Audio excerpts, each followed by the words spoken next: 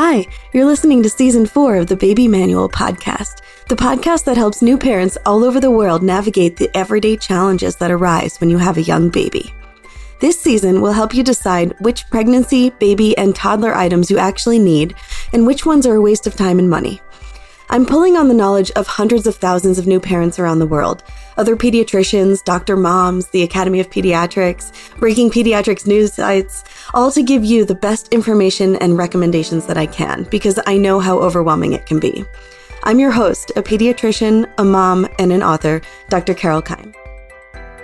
Welcome back to this last episode of this season of the Baby Manual podcast. We're going to be talking about apps and electronics, and it's going to be really short because you really don't need that much in terms of electronics when you have a new baby. So apps that are helpful. There's an app called Baby Tracker, which I really liked, but any baby tracking app should be helpful. But Baby Tracker itself was really simple to use. It's free, and it just tracks the times that your baby eats, pees, and poops.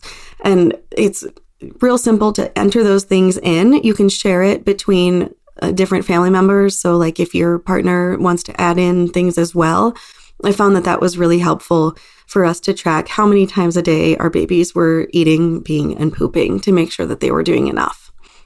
Wonder Weeks is a really fun one. And the whole Wonder Weeks idea is not really like American Board of Pediatrics approved, but it talks about different developmental spurts that your baby goes through. So sometimes it's off by a little bit, but it can be really interesting to see that like maybe your baby is fussy right now because they're just about to learn how to roll over or pull themselves up to stand or things like that.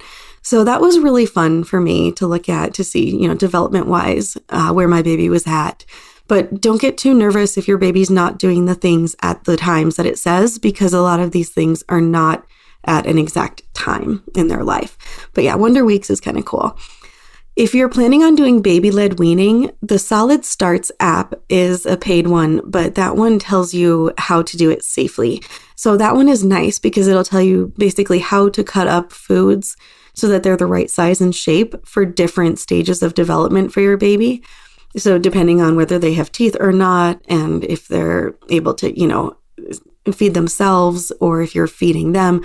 So that can be a really nice one for baby-led weaning, just to know like how to safely do it. And then for moms, some apps that can be helpful. The Kindle app is great so that you can read something while you're breastfeeding your baby or bottle feeding even. You can be reading on your Kindle.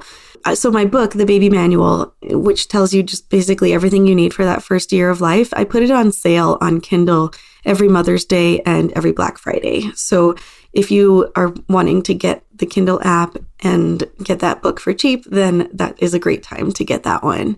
But yeah, any kind of books that you can read while you're feeding your baby can be really nice, because also then your baby can fall asleep as opposed to having the TV on. Babies do get affected by sound. And if you're watching anything that's scary or has adult content, babies can get affected by that. Reading is a little bit of a better option. Audiobooks and podcasts are also really nice to have while you're sitting there and feeding your baby. And you can use headphones for that. Usually local libraries will have a free app that you can sort of check out electronic audiobooks on, or even regular books to read. And that's a really good option that's free. Podcasts, of course, I recommend this podcast. So if you go back to the first season, that's the first year of life. The second season is ages 1 through 3. So those podcasts can be helpful.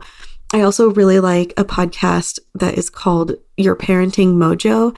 And that's just all about evidence-based parenting and, how to do things in a way that actually works, that is best for your child and also for the parents. And so that's a really nice one where she goes through all the literature and then talks about different studies that were done, how they were conducted, and, whether it's a good study or not, and how to interpret it. So that was a really nice one. Things that you don't necessarily need. So the Owlet is something that most pediatricians are firmly against. And the Owlet is a device. It's a pulse oximeter. So it measures oxygen content and heart rate in babies. It goes on their foot. It wraps around and you can put a sock over it. So it does tend to stay on pretty well. The problem with all pulse oximeters is that any movement can make them inaccurate because they're using the Doppler effect. And so if you remember with Doppler effect, anything that moves will change the wavelength, and it's looking at the wavelength of light bouncing off of the red blood cells. So it's not super accurate all of the time, and also can tend to cause more anxiety than it prevents. So we usually don't suggest it, or really any sort of home apnea monitors or pulse ox monitors, because those can cause a lot more parental anxiety. And also they give a lot of false alarms, and then you can also get desensitized to the alarms and not realize when something actually is wrong. So yeah, we usually don't suggest that.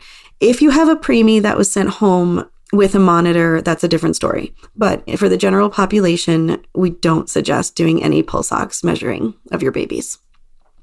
For electronics, you should have a baby monitor that goes in the baby's room. And there are basically two types of baby monitors. There are ones that work like walkie-talkies that are just for sound. They pick up any sound that your baby makes and they play it to the parent unit. I suggest getting one that has 2 parent units, and those are tricky to find. So I'm going to link one that I really liked and is not very expensive. You can keep that just within 3 feet of the baby's bed, and then you'll hear it. You'll hear your baby cry if you're in another room. So when your baby's taking a nap, it can be really helpful because it's just kind of always on. And then the other type of baby monitor are the video ones. So I don't necessarily recommend those because you have to pull it up on your phone and look at it. And you're probably not going to just be leaving your phone on and running all the time. Those can be nice to have in addition to the sound monitor, but I wouldn't use those alone as the only monitor. So if you're doing a video monitor that's like watching your baby sleep, then yeah, use it with the other kind that is also just for sound. A white noise machine is something that can be really helpful for babies, especially if you live in a loud area and your baby's a light sleeper. You don't necessarily have to get one, but white noise machines can be helpful to help babies sleep better at night. And the one that I keep hearing about is the Hatch sound machine that just everyone loves. It also has a portable version called the Rest Go, and it just has a nice, gentle white noise sound. But really, any portable white noise machine is good to have and will work decently well. If you're having a white noise machine, you don't want it inside the crib. Remember, there should be nothing in your baby's crib or bassinet other than your baby. They can be in a sleep sack and they can have a pacifier, but no toys, no pillows, no blankets, no bumpers, no monitors, nothing else, no white noise machines in the bed with them. An electric bulb sucker can be helpful, and I talked about that in the last episode about health and hygiene. Those are, sort of, some parents absolutely love them, some don't, but I feel like they work decently well and have a good amount of suction, and you can suck for a while with it rather than with a regular bulb sucker. It's like a one and done kind of thing. So you suck the boogies and then you like squeeze the boogies out and then you suck them again. With the electric one, you can just run it for several seconds. So if your baby is really congested or when they have a cold and you need to clear out a lot of mucus, the electric ones are nice. There's a Neil Med one that I really love, and then there's also a Baby Frida one. So we can link both of those for you. Having a mobile over the changing table can be helpful. So something that spins and plays music and has things that hang down while you're changing your baby can be a really nice distraction for them and can help keep them lying still while they're there. Once they're big enough to sit up and pull on it, but I don't recommend it anymore. And I also don't recommend having it over the bed, just in case it does fall in, then it can become a suffocation hazard. So over the changing table, it can be nice to have a mobile. A diffuser for essential oils can be helpful as well. If you check out season 3 of this podcast, I go through all of the different common conditions in babies and children when they're too young to have regular medicines for the most part. We only have a handful of medicines we can use.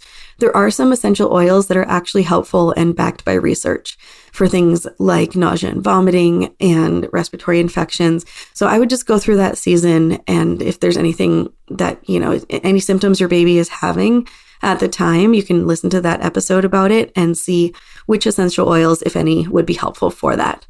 And it's nice to have a diffuser because that puts it into the air with some water and just like humidifying as well, and can actually help your baby relieve some symptoms.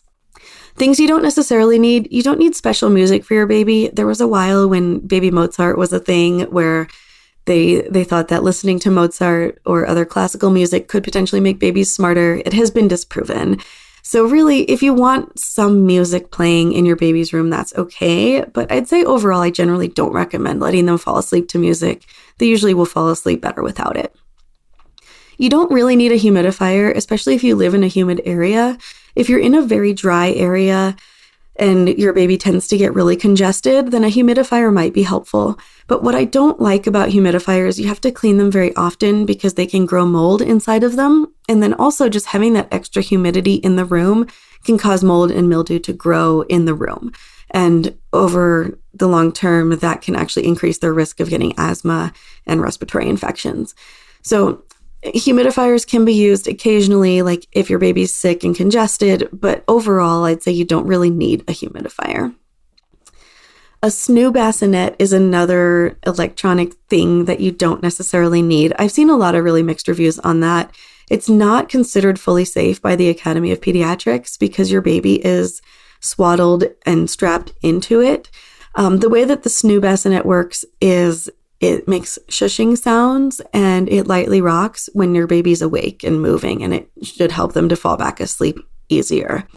I found that for the most part, babies sleep just fine in regular bassinets and regular cribs.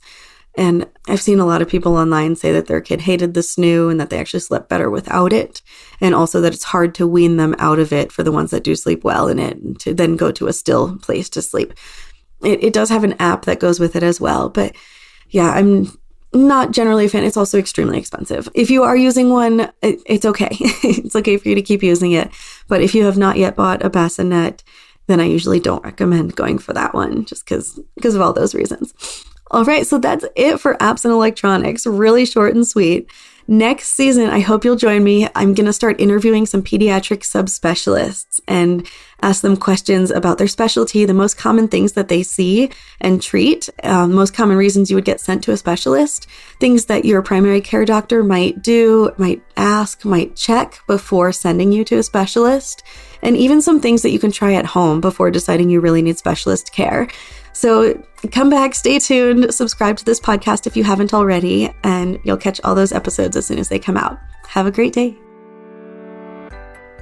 Thanks for listening. Remember, all of the links from this episode are in the show notes, and you can always go to my link tree, which is linktr.ee/drkeim. If you know anybody who is pregnant or has a little baby, tell them about this show.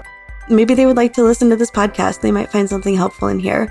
And if you know any friends who are pregnant and want to get them something for their baby shower, I would definitely recommend my book, The Baby Manual. It's meant to be all-inclusive.